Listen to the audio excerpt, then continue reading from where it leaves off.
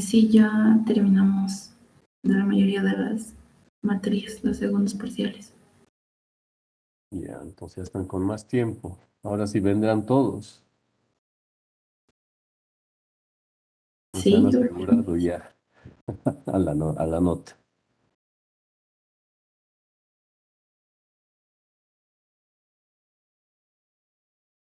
¿Qué crees tú, querida Sheila? yo creo que sí estamos ocupados también, licenciado, con otras materias, trabajos, seguro que presentar, que sí. Ay, Sheilita. Bueno, ya estamos terminando también el año. La siguiente semana ya terminamos el mes casi. Bueno, continuaremos. ¿Quiénes van a participar? ¿Tú vas a participar? Y licenciado. Ya. Jimena, segundo. ¿Quién más? Dale, Sheila, y luego Jimenita.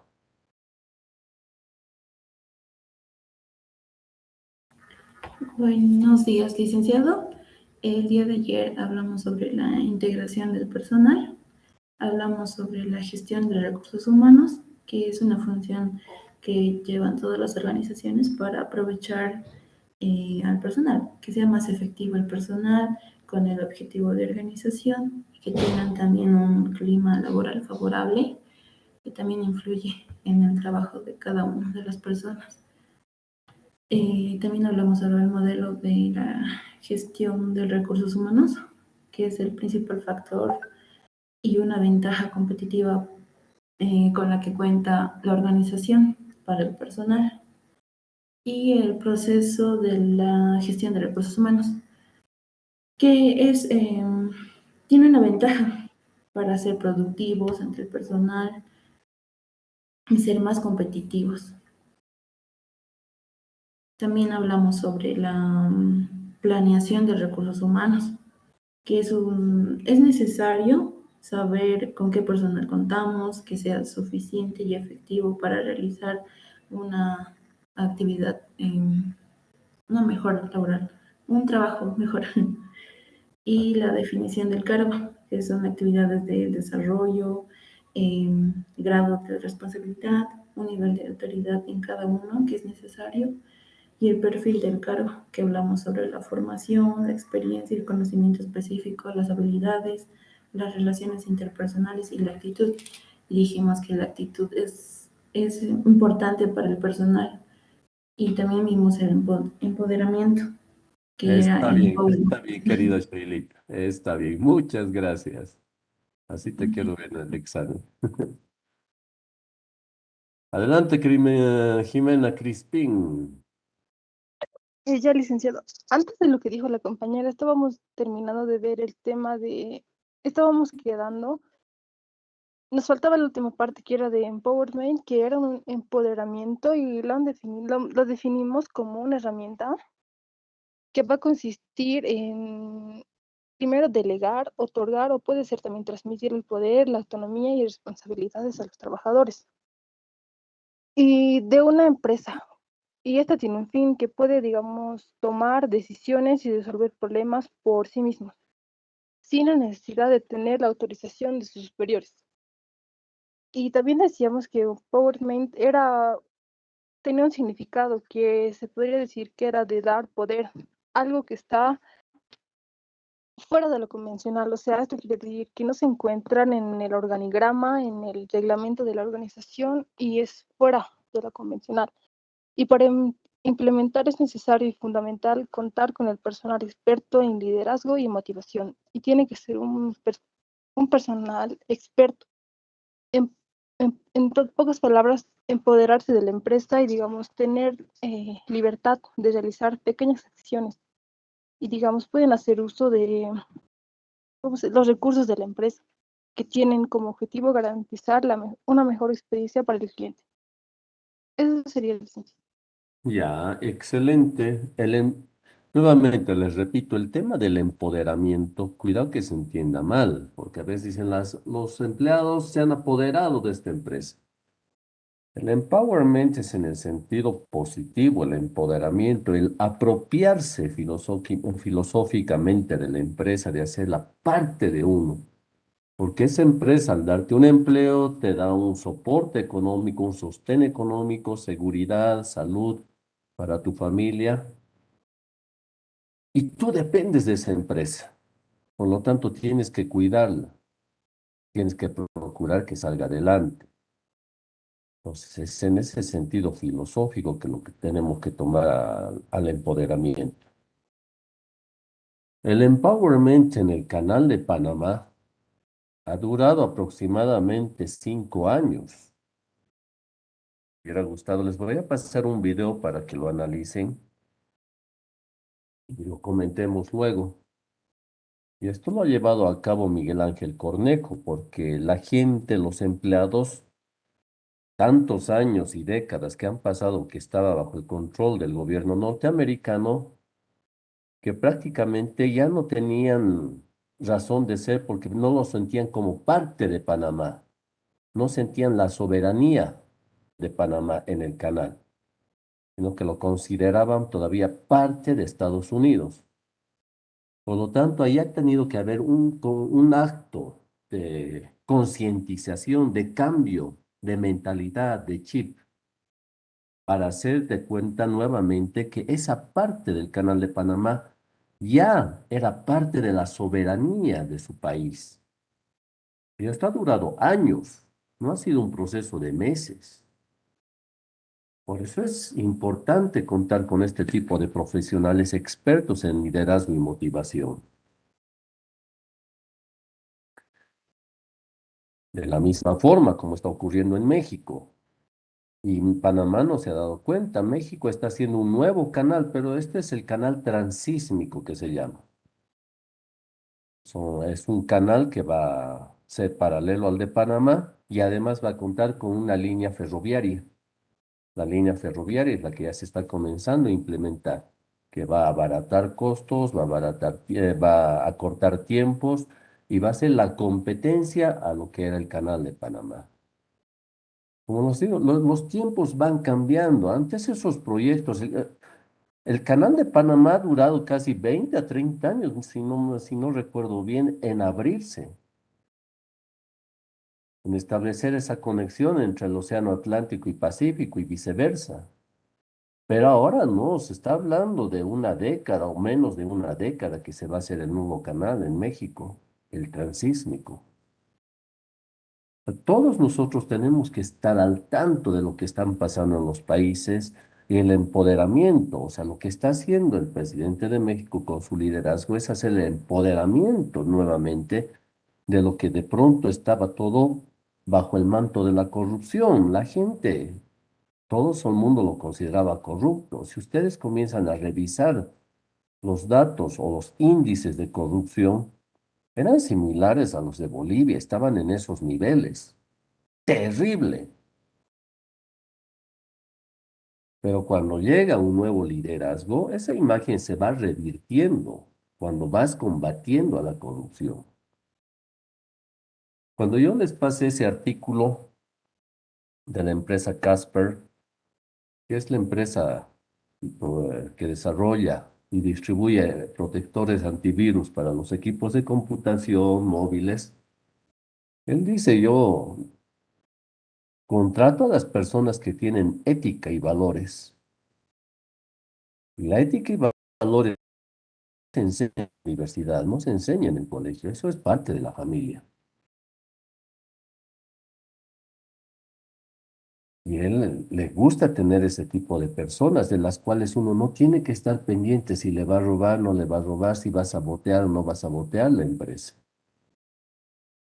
Pues esto es fundamental para tener una organización exitosa. Entonces, de la misma forma, el gobierno mexicano ha dicho, bueno, no es el pueblo mexicano el corrupto, es la clase política que ha corrompido a los niveles de gobierno. El pueblo se ha mantenido ahí, empobrecido, mientras la clase política se ha favorecido de esos actos de corrupción. Y para muestra les digo lo siguiente.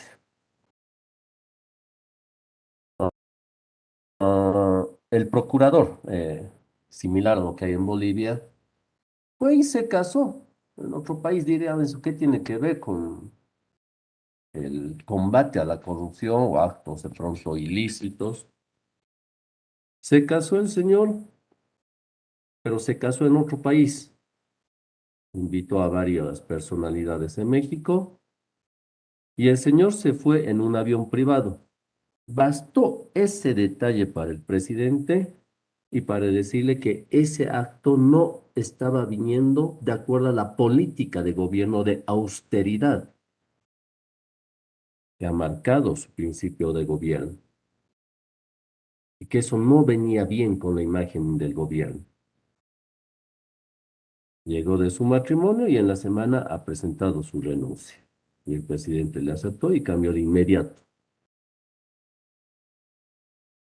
Mientras que en Bolivia vienen las denuncias contra el ministro de Educación y le dicen, esta persona ha traficado los exámenes de ascenso, ha pasado, ha nombrado directores sin cumplir lo que justamente ayer hablábamos, los requisitos del cargo. Pero al presidente no se le movió un pelo, lo dejó ahí. Ahora viene esta denuncia de ABC, es otro escándalo, pero el presidente no dice nada. Y es dentro de su mismo partido que están denunciando. Se dan cuenta los dos estilos de conducción de un gobierno, ahí se ve el liderazgo. Entonces, si de pronto el señor Arce hubiera estado construyendo un liderazgo positivo, inmediatamente hubiera tomado cartas en el asunto. Por eso es importante considerar estos dos aspectos, el liderazgo y la motivación dentro de lo que es el empowerment.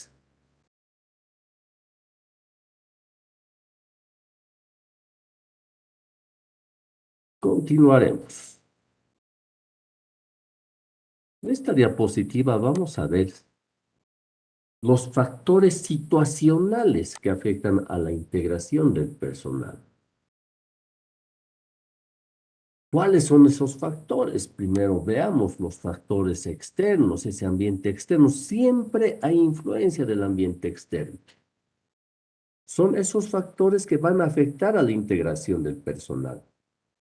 Son influencias que pueden agruparse en restricciones u oportunidades educativas.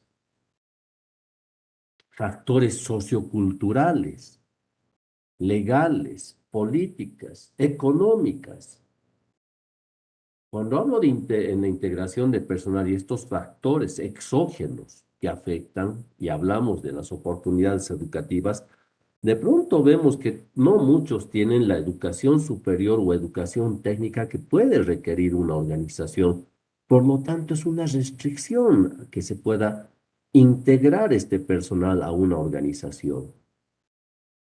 Socioculturales que de pronto van reñidos con lo que esta persona practica. Cuando decimos religión, de acuerdo a su religión, puede decirle, Señor, usted no puede trabajar sábado, pero la organización necesita que tú tengas que trabajar en día sábado. Entonces choca con tu religión y la empresa o la organización. Y socioculturales, cuando decimos de pronto tienes este hospital iraní en el Alto, donde toda la gran parte de los profesionales mujeres que trabajan allá tienen que seguir todo lo que dicta la cultura iraní en cuestión de vestimenta. Legales, cuando te dice, Señor, tú abres tu empresa y contratas dos personas y te viene de pronto el Ministerio de Trabajo y te dice, has contratado dos personas, ¿dónde está la afiliación a la caja, sus aportes a la AFP? Te das cuenta, son una serie de factores que te van de pronto poniendo un freno a esta integración del personal. las políticas. La parte de políticas es terrible cuando decimos las políticas de la organización. Dice no al racismo, no a la discriminación.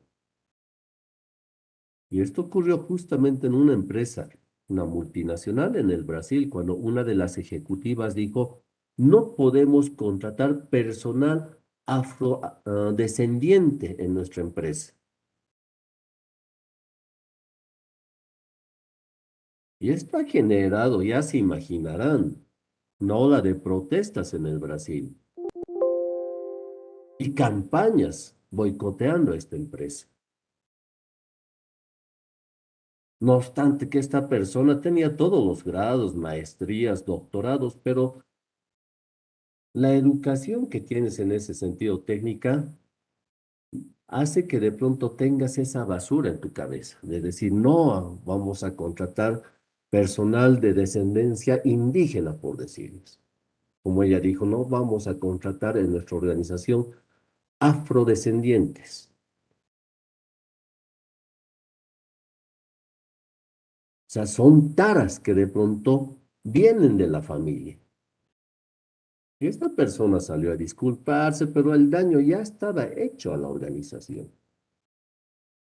Por eso las políticas de la empresa tienen que ser claras y dicen no a la discriminación, no al racismo. Un ejemplo, la alta tecnología que se utiliza en muchas industrias requiere gente con mucha preparación. Y en el ámbito sociocultural norteamericano, los gerentes en general no aceptan órdenes a ciegas, sino que quieren convertirse en participantes activos del proceso de decisiones. De tal modo que ahora, hoy, en el futuro, los administradores tienen que estar más orientados al cliente de lo que estuvieron en el pasado. Esa mentalidad del pasado, donde decía la empresa era la empresa y no le importaba lo que opinara el cliente. Pero dada la gran apertura de empresas, ahora sí, a la empresa le importa la opinión del cliente. Si te atienden mal, tú vas a otra empresa que te va a atender bien con el mismo servicio y de pronto mejores condiciones económicas. Por lo tanto, va a responder a esas necesidades legítimas y se va a adherir a los altos estándares éticos, que es lo fundamental en este aspecto de la integración del personal y lo que afecta a la misma. El ambiente económico, incluida la situación competitiva, que va a determinar la oferta y la demanda externa. Hemos visto las restricciones legales y políticas. Otro de los factores, y como ejemplo, en la actualidad en Estados Unidos están en una crisis por la falta de mano de obra hispana para el campo. El estado de Texas, o Texas, como se le quiera llamar, siguiendo la política de Donald Trump de no a la migración de Centroamérica y principalmente de México, ha impuesto una serie de restricciones, deportaciones, las más rígidas de Estados Unidos, en Texas. Esto porque venía del gobierno republicano, era representante de los republicanos el gobernador del estado de Texas. Y bajo esa política de Donald Trump, era el estado más rígido, entonces se deportaba inmediatamente a todos, la frontera estaba militarizada con Estados Unidos y bueno, inicialmente no se sintió el efecto negativo para las empresas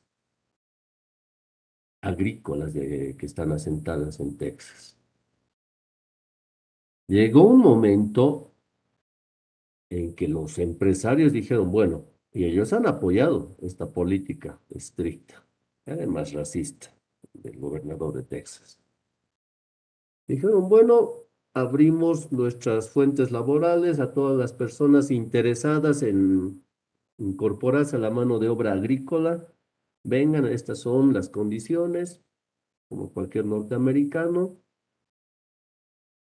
pero se ha presentado el 1% de personal que requerían las empresas agrícolas. Ya se estaba viniendo la temporada de cosecha más fuerte que han hecho las empresas. Han solicitado al gobernador de Texas que les alquilen a los presos de las distintas cárceles. Entonces los llevaron a los presos para el cultivo. Los presos han aguantado una semana y luego no querían ya ir. Y los campos estaban ahí pudriéndose sus cosechas.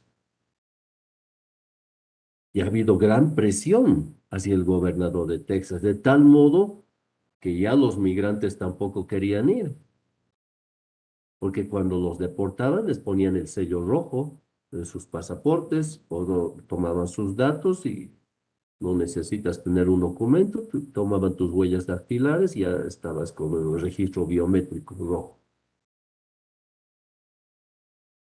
Entonces, bueno, han dicho, mandaron una delegación de Estados Unidos a México, indicando que ahora el estado de Texas otorgaba permisos de migración temporal para el personal agrícola y sus familias.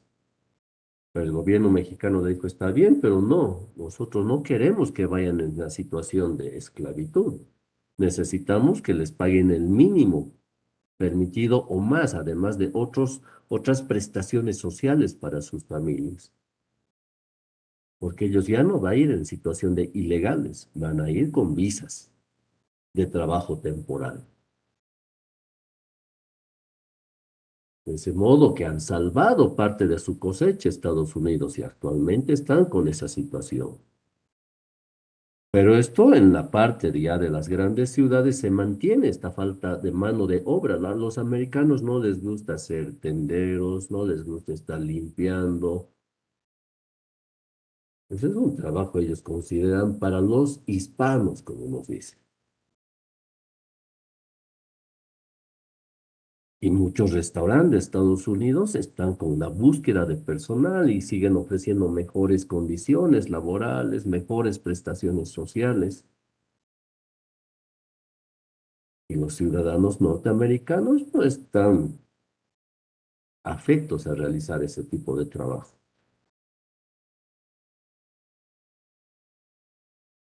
A eso es lo que se refiere este ambiente externo. Estos links que les estoy dejando en esta diapositiva van a entrar a ver y van a ver lo grave que está en Estados Unidos la situación laboral. No tienen empleos y esto también repercute en la economía, porque al no tener gente que esté trabajando, los restaurantes están cerrando, está generándose desempleo, hay productos, nadie compra, hay una crisis en este momento en Estados Unidos. Y la inflación, que es la más terrible que está ocurriendo allá. Ellos pensaban que la inflación para este año iba a ser del 2 punto y algo, pero en la actualidad están ya con el 8%.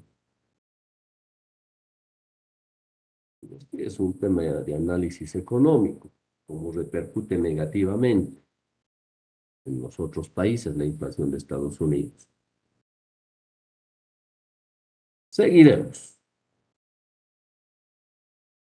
¿Cómo podemos integrar personal en el ambiente internacional? Se debe ver más allá del ambiente externo inmediato e identificar esos cambios mundiales que han sido derivados principalmente de los grandes avances tecnológicos y además que está impulsado por la pandemia. Es otro de los factores que ha influenciado terriblemente en esta integración del personal. en el ambiente internacional. Las TIC, las tecnologías de comunicación, la aparición de nuevas corporaciones multinacionales.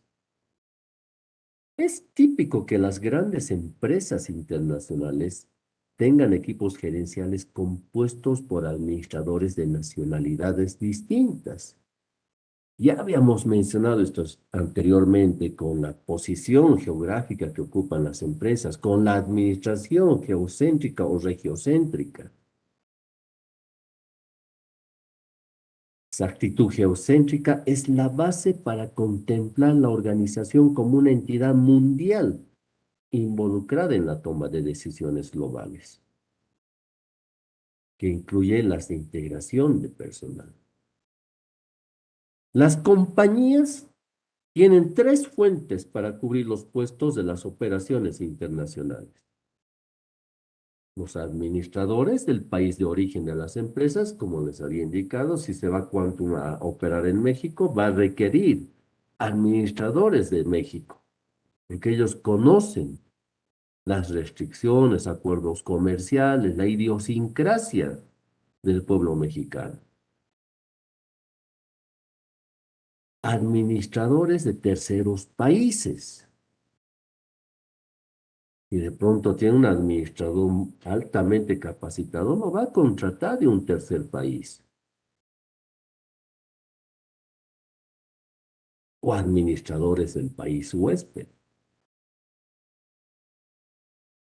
Son los tres tipos de administradores que puede contratar la empresa. Puede llevar del país de origen, puede llevar de Bolivia, puede ser que tengamos un profesional altamente capacitado, con muy buena experiencia en el manejo de corporaciones multinacionales e internacionales acá en Bolivia. Puede contratar a una persona altamente capacitada de México que pueda operar en el mercado mexicano y por ende también en el mercado norteamericano por la cercanía de la frontera, o puede contratar a un administrador de Latinoamérica, Brasil, Argentina, Perú, que hay muy buenos profesionales y en este sentido son los colombianos los que se están destacando en este aspecto de incorporación a las corporaciones multinacionales. En las primeras etapas del desarrollo de un negocio internacional, por lo regular se seleccionan a los gerentes del país cuando está comenzando. Alguno de los motivos es para tomar estas decisiones que se relacionan con la experiencia de estos en la oficina matriz. Tienen esa familiaridad con los productos. No se va a presentar la misma condición geográfica de pronto en México que la que tenemos acá en Bolivia. La Paz está lleno de pendientes para unas movilidades eléctricas. Necesitarán mayor potencia. Funcionarán muy bien en Cochabamba, pero tenemos también qué es lo que pasa, cuál es el rendimiento de las movilidades en el trópico, ¿sí? A nivel de Santa Cruz. Esta persona tiene esa familiaridad con el aspecto geográfico y por lo tanto él mismo va a ver cuál es el rendimiento de los productos. El personal, las metas, las políticas de la empresa. Entonces sabe que esa política de gobierno, esa norma de gobierno de no al racismo, por lo tanto él va a fácilmente poder incorporar esto dentro de las políticas internas de la organización. Y esto facilita no solo la planeación, sino también el control. En cambio, el ciudadano del país de origen puede no estar familiarizado con el idioma o ambiente del país extranjero. Y por lo común es más costoso enviar a gerentes y sus familiares al extranjero. Y para la familia casi siempre es difícil ajustarse al sistema de un país extraño. Y aunque ustedes no crean, A mí me costó de pronto trabajar en Chile y trabajar en Iquique, en la zona franca del recinto amurallado. Nosotros acá en La Paz, en Oruro, en Potosí, tenemos el acento neutro cuando hablamos. No tenemos el modismo del chapaco, que es más cantadito cuando habla, bonito.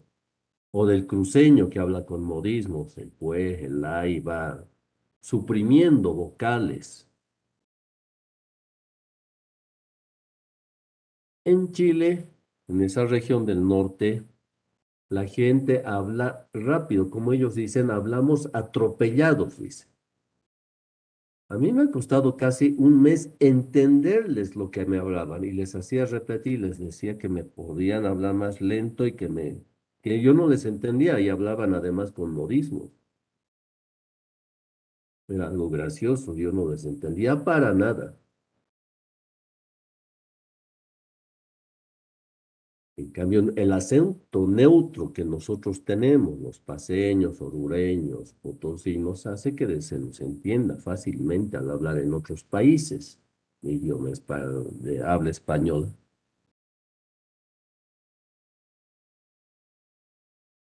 Por lo tanto, yo podía de pronto entender mal las órdenes de compra que esta persona venía cuando yo estaba en el recinto amurallado de la SOFRI. Entonces les mostraba si estaba correcto su pedido que venían cuando yo tenía una oficina allá.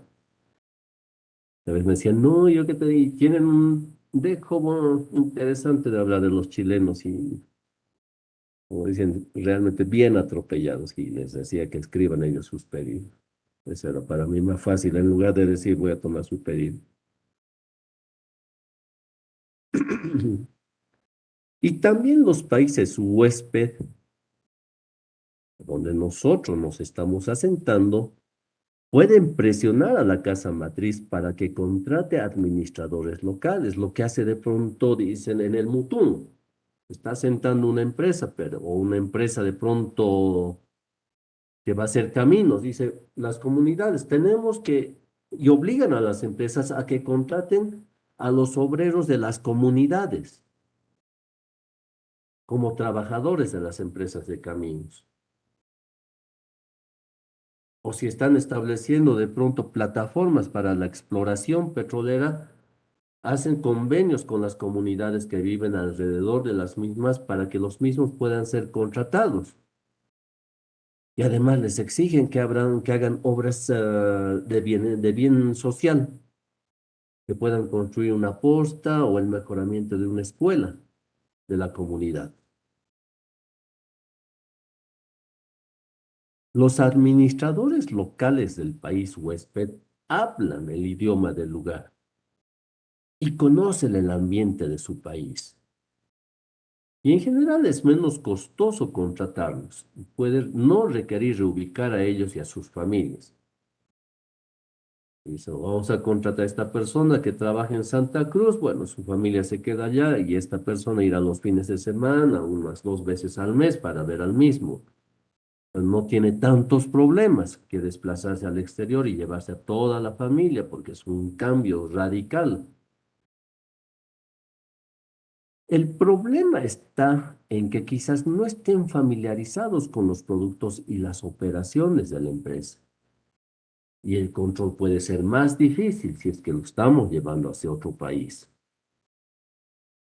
Y siempre existe esa alternativa de contratar a recursos humanos nacionales de terceros países, que a menudo son administradores internacionales de carrera.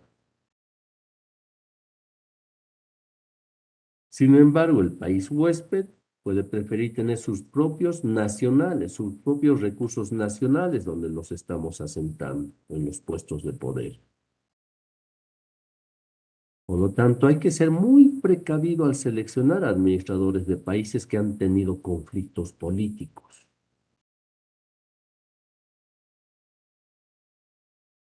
Que no crean, el tema del conflicto político influye de gran manera en este tipo de contrataciones. ¿Y cuál va a ser la respuesta de la empresa a seleccionar este tipo de personal que tengan de pronto compromisos políticos con exgobiernos, que han sido observados o que de pronto tienen una gran participación muy activa en los conflictos que ha tenido este país.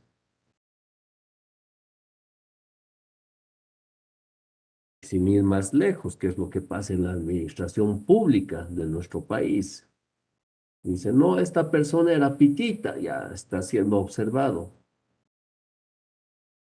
Entonces le obligan a que esta persona, a que el ejecutivo de esta empresa tenga que deshacerse de este recurso humano por muy valioso que sea. No importa que haya sido años de experiencia acumulados, pero por el hecho de no pertenecer a su línea política, este recurso humano es desechado y es recuperado por la empresa privada o por las otras empresas multinacionales.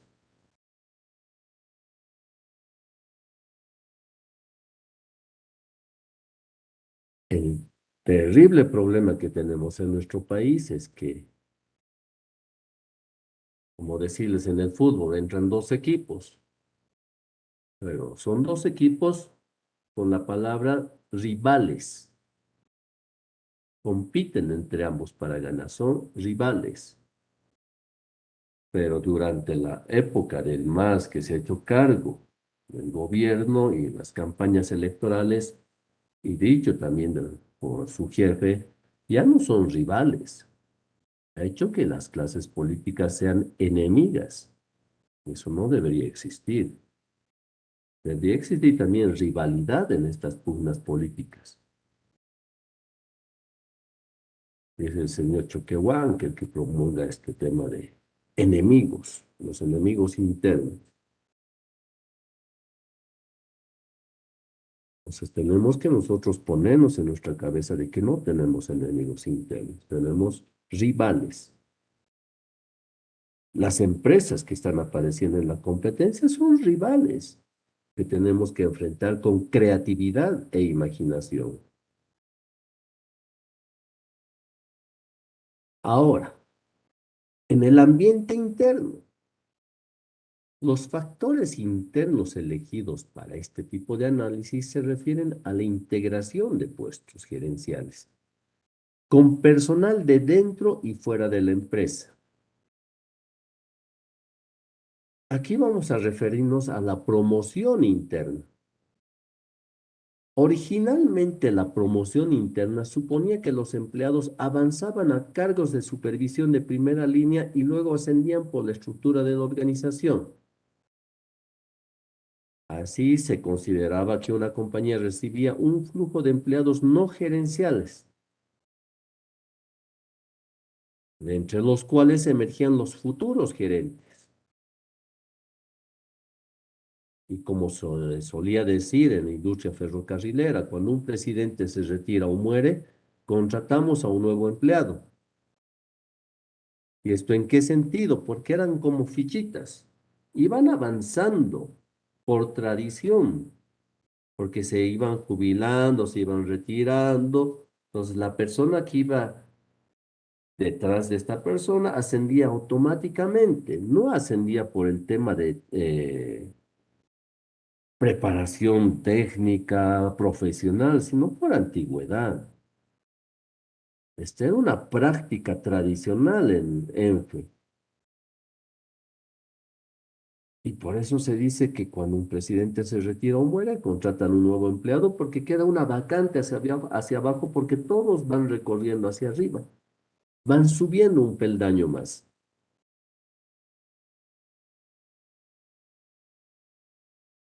Siempre que la cuestión se considere en términos generales, es indudable que los empleados están a favor de una política de promoción interna. El evitar contratar gente externa reduce la competencia por los cargos y da a los empleados un monopolio establecido de las vacantes gerenciales. Sin embargo, estos llegan a dudar de que sea efectivo de la política que tienen que confrontar en esa selección de entre sus propios compañeros para la promoción. Sienten que es una competencia. Y esta sensación se presenta en todos los niveles de la organización. Y sobre todo por celos o una rivalidad para la promoción. La dificultad se vuelve más evidente cuando se selecciona un gerente general de entre los de ventas. Existe ese celo, ¿por qué no a mí? ¿Por qué a él si yo he hecho además esto? O un gerente de producción, un gerente de finanzas. A menudo la alta gerencia se inclina a escoger el camino fácil y tratar de evitar problemas. Y selecciona una persona de afuera, con esa mentalidad de decir, no quiero generarme problemas al interior de mi organización, de esos celos que entre ellos estén saboteando. O sea, él no confía también en su capacidad de liderazgo. Entonces dice, yo prefiero evitarme problemas en mi organización y para cubrir esta vacante voy a sacar una convocatoria y punto. Promover dentro de la empresa no solo tiene valores positivos relativos a la moral, el compromiso a largo plazo de los empleados con la organización y la reputación de la empresa, sino que también permite que ésta aproveche la presencia de gerentes potencialmente buenos entre sus empleados. Sin embargo, aunque estos valores positivos son importantes, los ejecutivos no deben cerrar los ojos a los peligros de recurrir demasiado a esta fuente o depender de ella, vale decir, de los recursos humanos de la organización de una manera exclusiva. El peligro de utilizar una política que promueva solo desde dentro de la empresa es que puede llevar a selección de personas que quizás solo han imitado a sus superiores.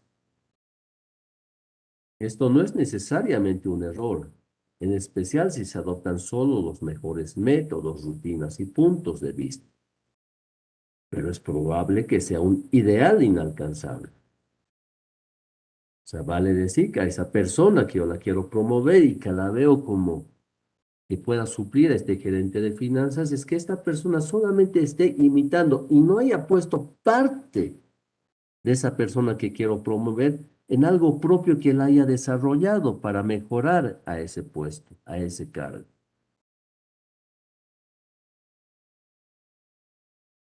El hecho es que las empresas a menudo necesitan personas de fuera para introducir nuevas ideas y prácticas.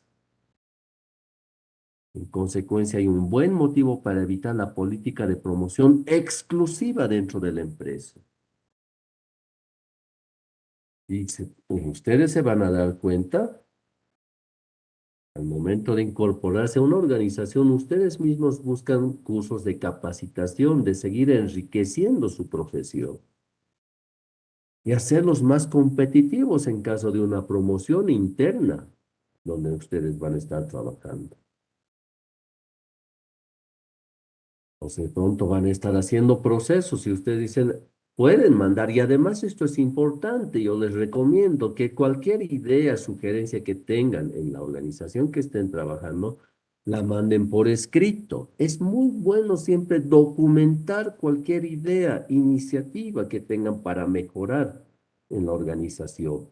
Porque de pronto esta idea que ustedes pueden lanzar puede ser apropiada por otra persona y asumirse el éxito de la misma sin ser dueño de esta proposición. Pues es bueno siempre documentar la misma y presentarla por escrito. Si bien la expones, dices, tengo esta idea que podemos mejorar en mi organización, la estoy presentando por escrito. Ya estás anunciando. Así evitas que otros se apropien de la misma y se lleven los laureles.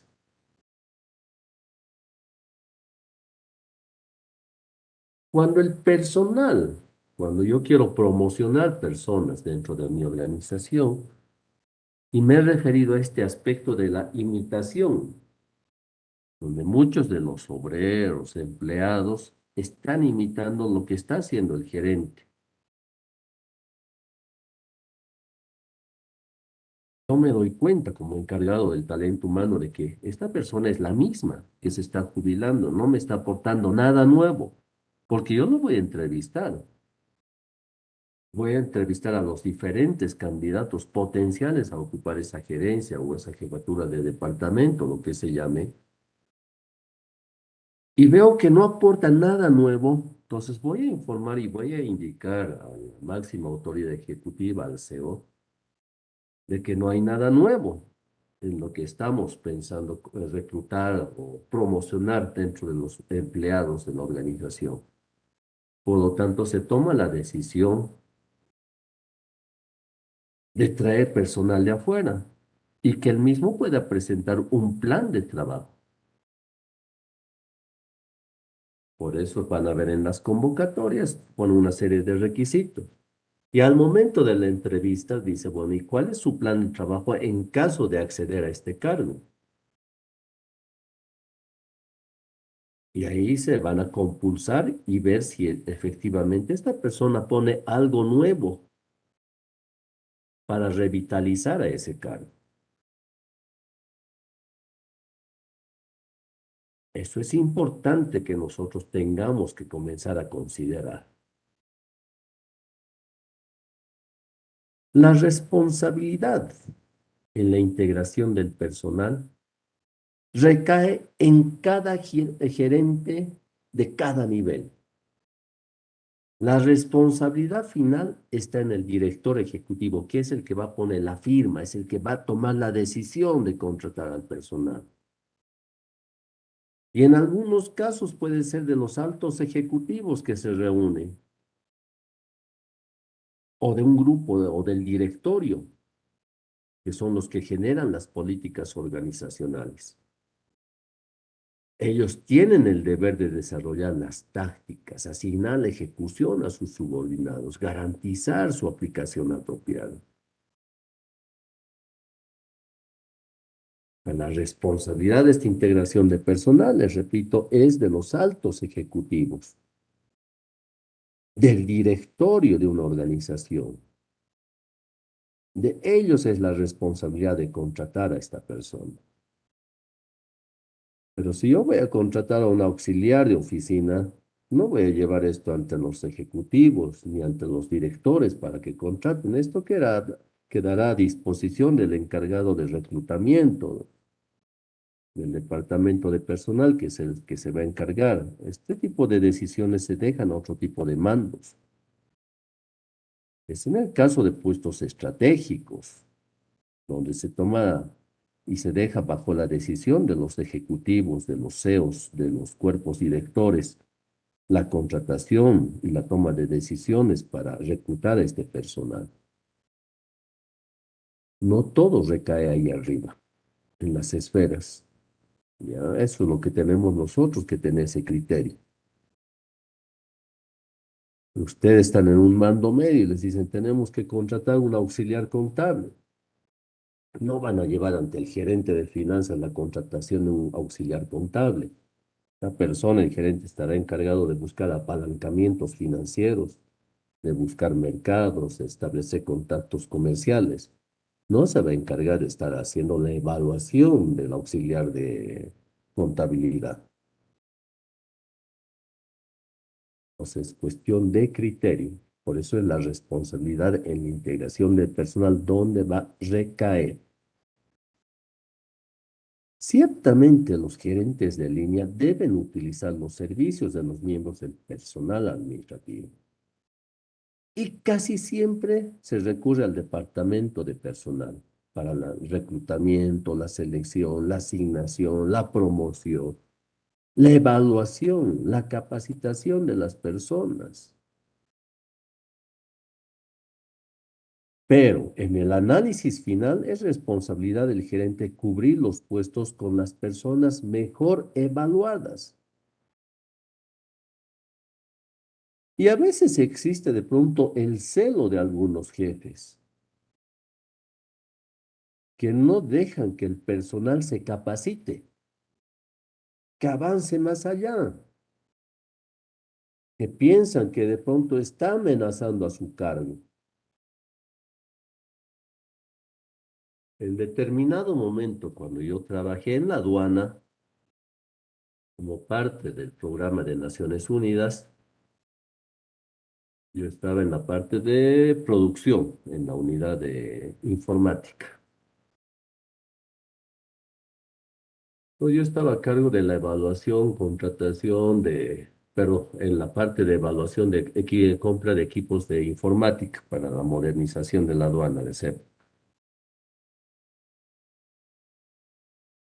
Entonces, al momento de la firma del contrato, yo exigí que la empresa que estaba proveyendo los equipos tengan cursos de capacitación para todo el área de informática, cosa que el jefe de desarrollo de software no quería que se coloque en el contrato, pero yo estoy solicitado por escrito al presidente de la aduana. El presidente, con buen criterio, dijo que se coloque la opción para la cantidad que la aduana considere,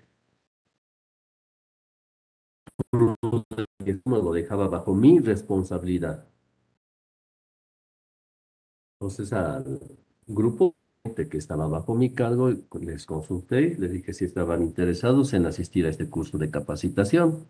El 100% me dijo que sí. Entonces salían una hora antes de la aduana, se iban a la empresa para capacitarse en el manejo de estos nuevos equipos, nuevas impresoras.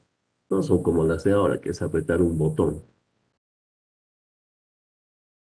Entonces yo hablé esa vez con el jefe de desarrollo de software y le dije si él había considerado mandar a la gente que estaba bajo su mando a estos cursos de capacitación, y él me dijo que no. O sea, él ya había tomado la decisión sin consultar al personal. Yo recurrí al presidente de la aduana y le dije, bueno, tengo este conflicto, tengo cupo para tal cantidad de gente y solamente estoy mandando la mitad. Y le comenté el por qué. Entonces me dijo, haz una lista, hazles firmar y me mandas esta carta firmada bajo tu responsabilidad de que ellos se van a capacitar. Hice eso, el jefe de desarrollo de software se enojó, tiró piedras, pero no podía hacer nada porque era una disposición del presidente de la aduana que toda esa gente vaya a capacitarse del área de desarrollo y del área de producción. Entonces, a veces uno choca con este tipo de impedimentos. Y van a chocar con este tipo de personas, pero hay que saber cómo manejar el mismo. Y aunque no crean, este curso de capacitación ha ayudado a muchos a cambiar de organización. Se fueron algunos a las administradoras de tarjetas de crédito, de débito, están trabajando algunos en ATM. Gracias a este curso, se han retirado de la aduana y se incorporaron a estas empresas privadas. Es algo que de pronto a uno le llena de satisfacción el pensar que ha apoyado para que estas personas puedan seguir superándose y mejorar sus ingresos económicos.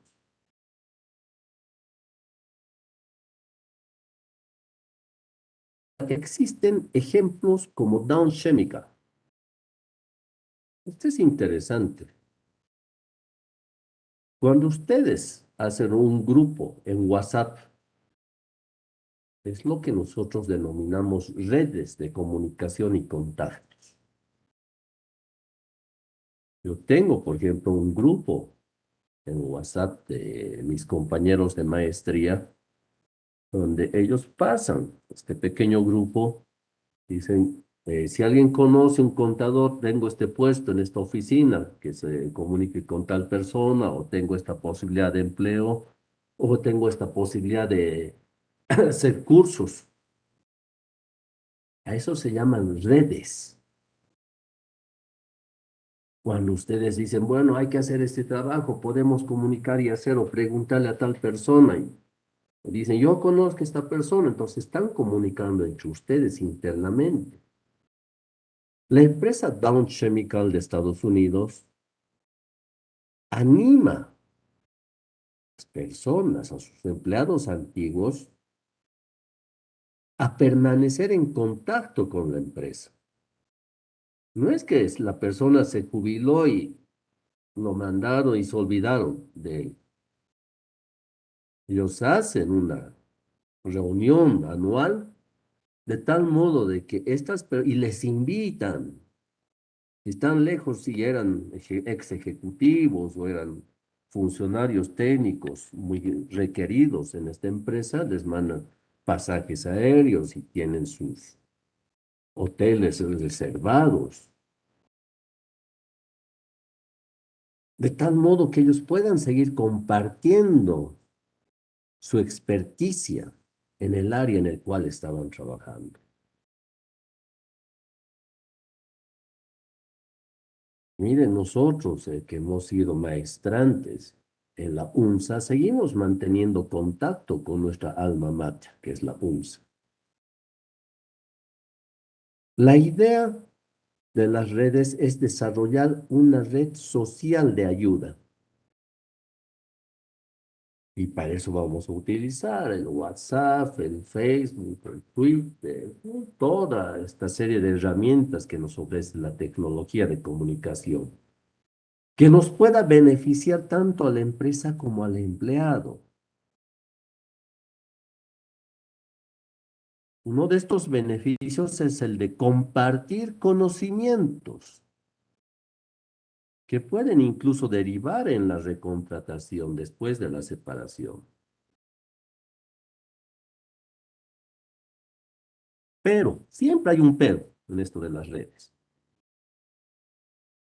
Es posible que un empleado que haya sido despedido o dado de baja puede usar la red social para desahogarse con reproches en contra de la empresa. O sea, el contar su versión del por qué fue despedido de la empresa. Las redes sociales, como la mayoría de las tecnologías, tienen el potencial no solo de otorgar beneficios, sino también de tener consecuencias indeseables. Hay que tener mucho, mucho cuidado. Ya se ha puesto de moda este nuevo término, las fake news, las noticias falsas. ¿Algún comentario que tengan ustedes? ¿Una opinión?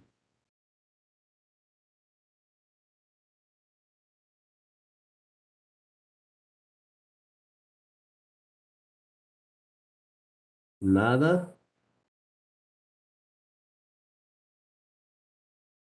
¿Nadie quiere hablar? ¿Qué ha pasado, chicos?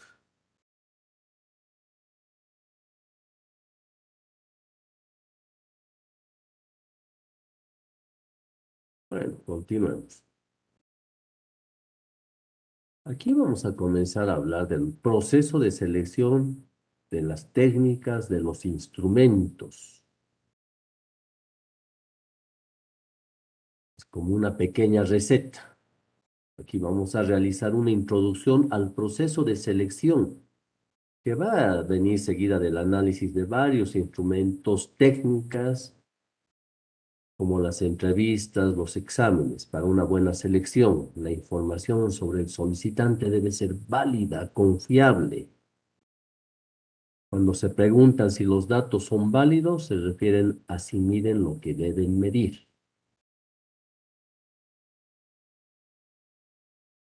En la selección, validez es el grado al cual los datos predicen el éxito del candidato como gerente. La información también debe tener un alto grado de confiabilidad. Un término que se refiere a la precisión y congruencia de la medición. Por ejemplo, si se repite una prueba confiable en las mismas condiciones, debería arrojar los mismos resultados. Esto es la confiabilidad de estas pruebas que nosotros estamos tomando. Vale decir, si yo entrevisto a una persona bajo ciertas condiciones, repito esta entrevista, la misma entrevista, bajo las mismas condiciones, y con la misma persona, pero me arroja dos resultados distintos, entonces esta prueba no es confiable. Porque si yo estoy aplicando las mismas condiciones a la misma persona, debería tener yo los mismos resultados. A eso se refiere con la confiabilidad del proceso. Ahora vamos al proceso de selección. Hay algunas variantes en estos pasos específicos del proceso de selección. Por ejemplo, la entrevista de un candidato para un puesto de supervisión de primera línea puede ser bastante sencilla al compararla con las rigurosas entrevistas a un ejecutivo de alto nivel. Sin embargo, en este ejemplo es indicativo del proceso típico. Primero se van a establecer los criterios de selección, casi siempre con base en los requisitos actuales, aunque en ocasiones futuros del puesto. Estos van a incluir temas como formación. Yo voy a contratar cajeros para un banco que tengan un mínimo de formación, estudiantes de segundo año, diré, por ejemplo, en el área de contabilidad, economía, administración de empresas, ingeniería comercial, pero siempre basados en esa área. Conocimientos, habilidades y experiencia. Bueno, yo les había hablado de habilidades y les digo, y les comenté lo que había pasado este año cuando fui a hacer un pago por transporte marítimo y le dije al cajero y les hago recuerdo, a esto que me estás cobrando le vas a sumar el ITF. Dice, ¿cuál? El ITF es un porcentaje.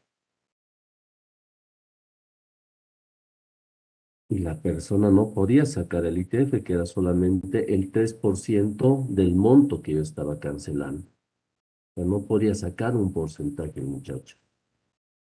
Y preguntaba a sus compañeros cómo se saca el ITF. Y le indicaban y él no podía. Pues, a veces se da este tipo de problemas. A veces te hacen preguntas, ¿cuántos billetes hay? Si están numerados del 0 al 99, del 0 al 100, te dicen. ¿Cuántos billetes hay? Te hacen ese tipo de preguntas en las entidades financieras. Y tú automáticamente dices, del 0 al 100 hay 100 billetes. Y la respuesta es incorrecta porque tú la das automáticamente. Son 101 billetes, porque el 0 es un billete adicional. Pero si te dicen del 1 al 100, sí hay 100. Pues si te dicen del 0 al 100, y te hacen ese tipo de preguntas. ¿A usted, señor, le entregaron billetes que han traído del Banco Central que están numerados del 0 al 100? Hace usted su arqueo, ¿cuántos billetes tiene? Y tú dijeras automáticamente hay 20.000 bolivianos, pero hay 20.200.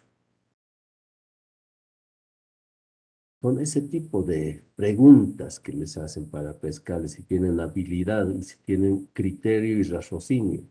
Tienen que tener mucho cuidado con este tipo de preguntas que parecen sencillas.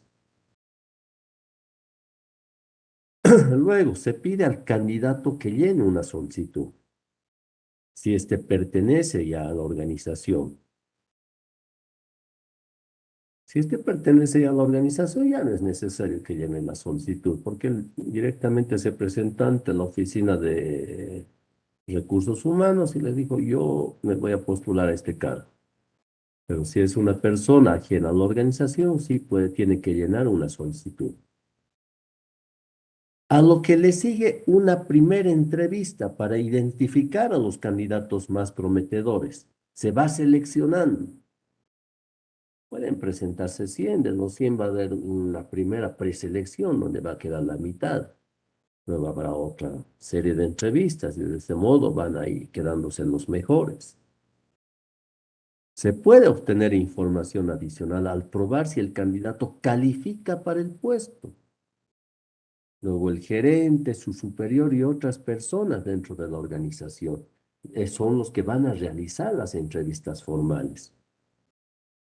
Después se revisa y verifica la información que el candidato proporcionó. Puede requerirse un examen físico algunas veces, dependiendo del tipo de trabajo que está pretendiendo. Por último, y con base en esa información reunida, se le va a ofrecer el puesto al candidato o se le informa que no ha sido seleccionado.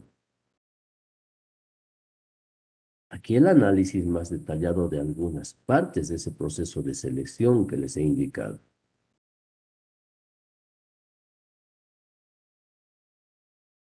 Ahora, vamos ya a abrir un proceso de selección.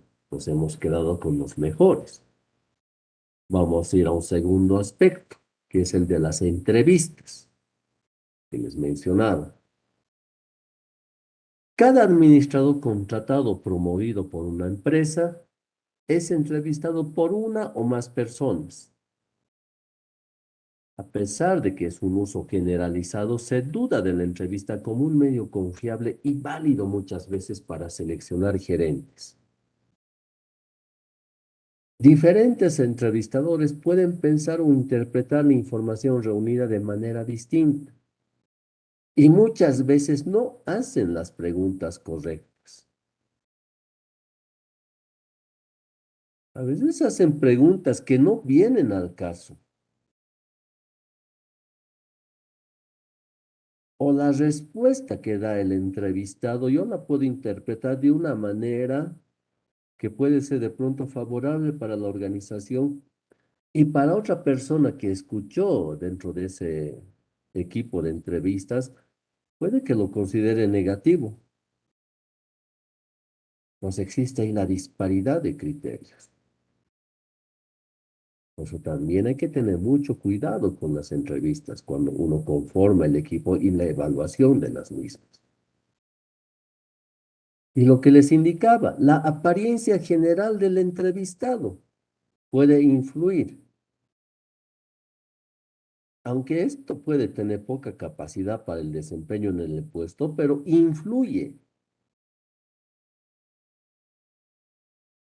Por lo regular se forma una opinión al principio de la entrevista antes de tener toda la información necesaria para hacer un juicio correcto. O sea, puede ser el mejor profesional que se presente a la entrevista y llegado el momento viene y como les dije, ustedes están como un cuerpo de entrevistadores, entra la persona y dice, hola, buenas. Va y se despatarra y se sienta así de forma inapropiada en la silla, está totalmente distraído ya. Eso ya te genera animadversión hacia esa persona. Y esa idea es la que se va a meter en tu cabeza. No obstante que esta persona esté dando las mejores respuestas técnicas para el cargo, tenga los mejores títulos, pero esto ya de pronto te genera animadversión hacia esa persona.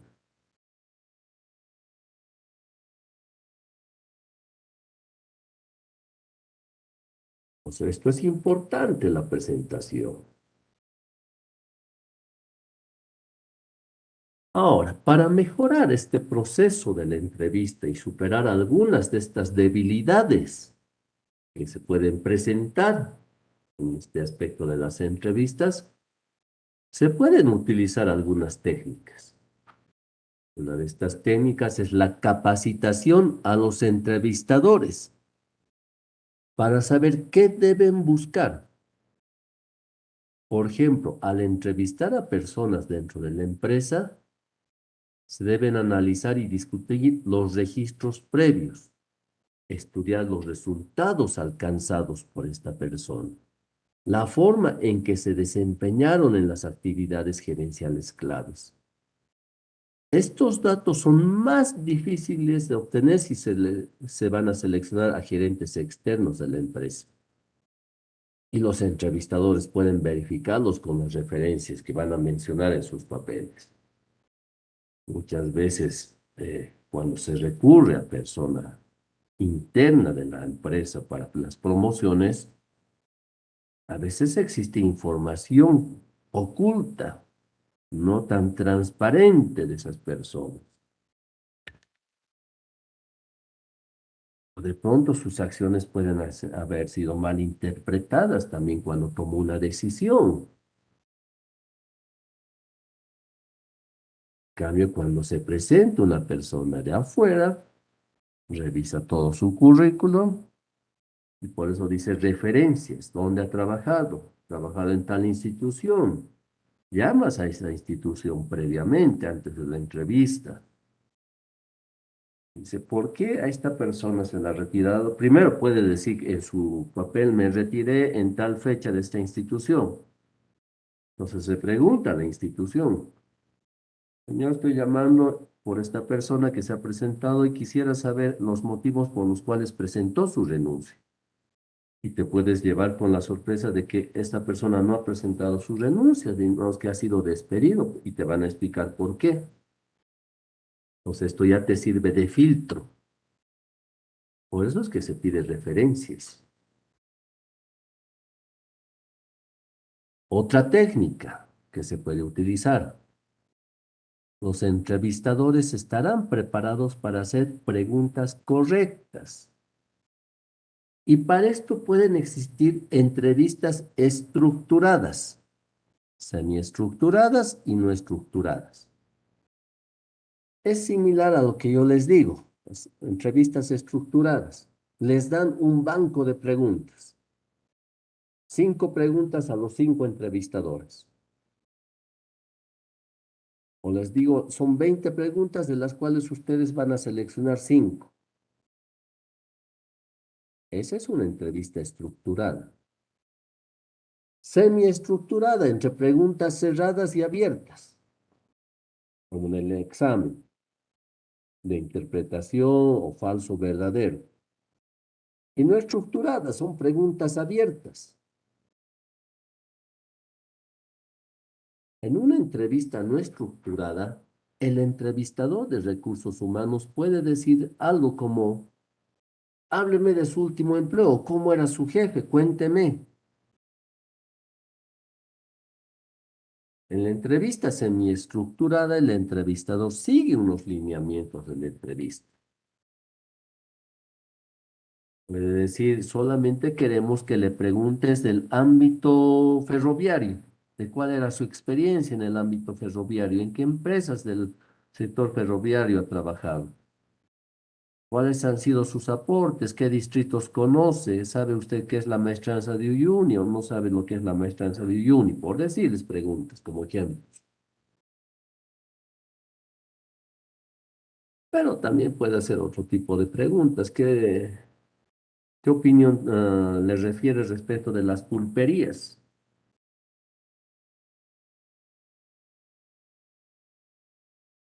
Esas son las entrevistas semiestructuradas. Y en las estructuradas, ya saben, un banco de preguntas preparadas de antemano. Otra técnica dirigida hacia los entrevistadores es que se deben realizar entrevistas múltiples. De este modo es que varias personas pueden comparar sus evaluaciones, las percepciones. Sin embargo, no todos los entrevistadores deben votar al seleccionar un candidato. O sea, no es que ese momento van a votar y seleccionan. La función es proporcionar información adicional para que el gerente sea el responsable de la toma de decisiones finales en el reclutamiento. Ellos van a emitir sus opiniones, van a hacer su informe. Y el que va a tomar la decisión son los directores, el cuerpo de ejecutivos o el CEO o la MAE. No son los entrevistadores los que van a tomar la decisión. Ellos solamente están recopilando la información de los candidatos. La entrevista es solo un aspecto de ese proceso de selección. que tiene que complementarse con los datos de la solicitud, los resultados de los exámenes, la información obtenida de las personas citadas como referencias, las cartas de recomendación, y tienen que verificarse siempre para comprobar la información que proporcionó el solicitante. En las entidades públicas, esto se lo maneja muy alegremente. Dice, soy abogado y presento una fotocopia de un título. O soy administrador, o soy contador público, o soy economista, etcétera, etcétera. Y luego ya pasado un tiempo, a alguien se le ocurrió de pronto revisar el número que está en el título. Dice, bueno, este título corresponde a otra persona. O porque alguien denunció, dijo, esta persona está trabajando de abogado, pero yo lo conozco porque estudiaba conmigo y este nunca se tituló y presenta la denuncia. Y esto se presenta en el sector público, donde no tienen el cuidado de revisar los documentos que se están presentando.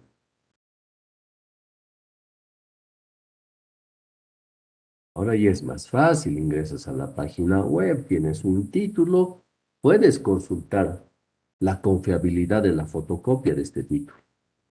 Dice, sí, efectivamente esta persona se tituló en tal año, corresponde la fotocopia de ese título a esta persona.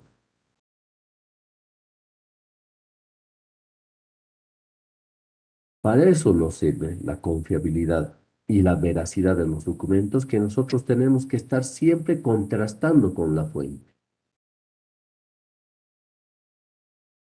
Otra técnica, los exámenes.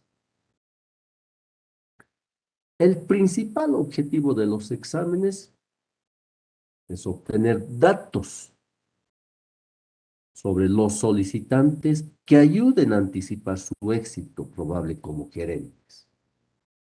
Algunos de sus beneficios son encontrar a la persona más adecuada para el puesto, que nos dé un alto grado de satisfacción en el empleo para el solicitante. Algunos de estos exámenes que se utilizan más pueden clasificarse como los famosos exámenes de inteligencia, que están diseñados para medir esa capacidad mental y probar la memoria, la velocidad del pensamiento, la capacidad de encontrar relaciones en situaciones de problemas complejos.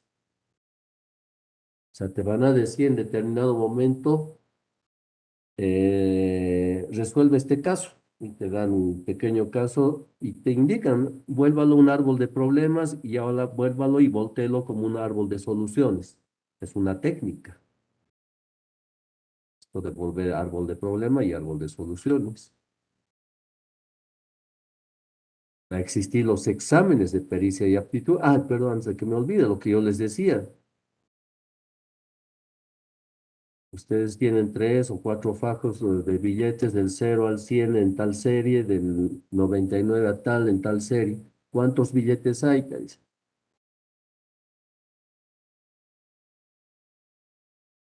Con esos tipos de exámenes de inteligencia. Los exámenes de pericia y aptitud. Con esos exámenes que están construidos a fin de descubrir intereses, capacidades existentes y potencial para adquirir habilidades. Existen los exámenes vocacionales, que están diseñados para indicar la ocupación más adecuada de un candidato a las áreas en que les interesa. Y esto es interesante, estos exámenes vocacionales. Cuando a mí me tomaron el examen, los consultores uruguayos del PNUD y mi examen en el Banco Central, pues yo postulé a un cargo de técnico y luego me llamaron a la semana y me dijeron, bueno, su examen de técnico está muy bien. No está muy bien, usted ha aprobado excelentemente, por lo tanto nosotros le vamos a tomar otro tipo de examen para que ocupe la jefatura del área de producción.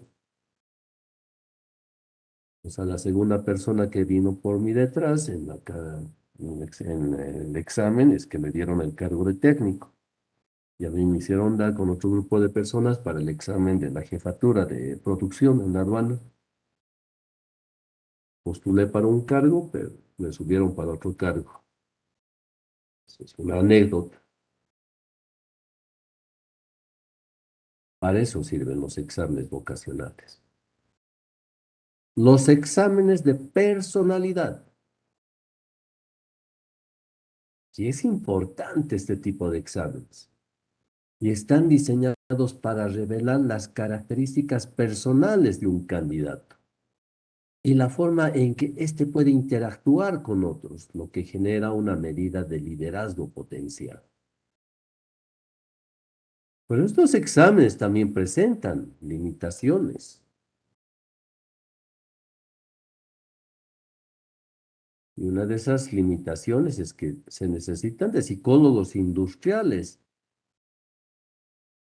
Y estos psicólogos nos dicen y coinciden en que los exámenes no tienen la precisión suficiente para utilizarse como una medida única para medir las características de un candidato, sino es que tienen que interpretarse a la luz de toda la historia de cada individuo. O sea, no puedes generalizar. Eso es lo que nos dicen los psicólogos industriales. Esa es una limitación. De pronto no entras en un estándar. Puedes tener una persona interactiva, hiperactiva, otra persona más pasiva. No están en un molde. Otra de las limitaciones de los exámenes es que el usuario debe saber utilizar y cuáles son los exámenes que va a utilizar. No los puedes utilizar todos. Una de las principales limitaciones es la incertidumbre relativa de si los exámenes son aplicables en realidad. Muchas veces se dice que los exámenes no pueden ser tan efectivos para medir las capacidades y los potenciales gerenciales. El examen no te va a decir, esta persona es la adecuada para la toma de decisiones en situaciones de emergencia. Puedes tener al mejor profesional que haya respondido en todos los exámenes que le hayas presentado y te haya respondido brillantemente. Y puede que tengas otra persona que no ha respondido tan brillantemente en estos exámenes, pero llegado el momento de la toma de decisiones, esta persona a la cual no le concedías mucho potencial, de pronto es el que se acomoda mejor a esta situación de trabajar bajo presión, que pueda responder con situaciones innovadoras. Por eso que antes de utilizar ampliamente cualquier examen, hay que probar primero con el personal existente para ver si es válido para empleados cuyas habilidades gerenciales ya se conocen. Se toma como un grupo focal.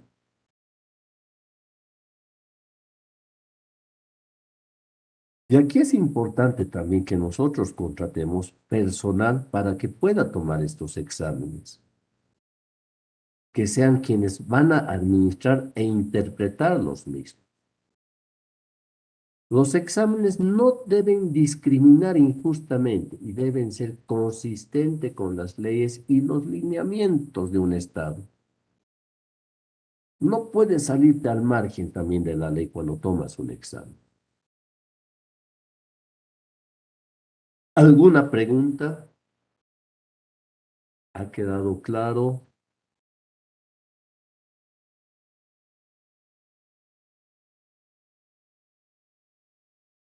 Los escucho.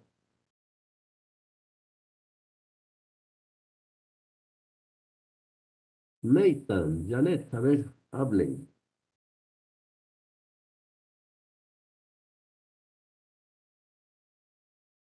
¿Cómo es Jimenita Crispín? Sheila,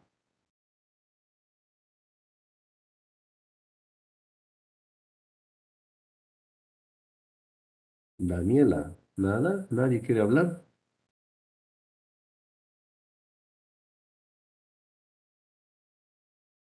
Ok, Fabi, Andrea.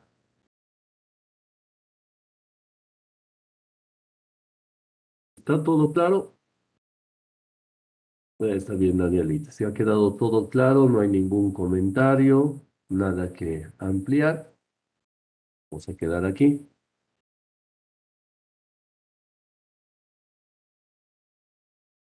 Listo.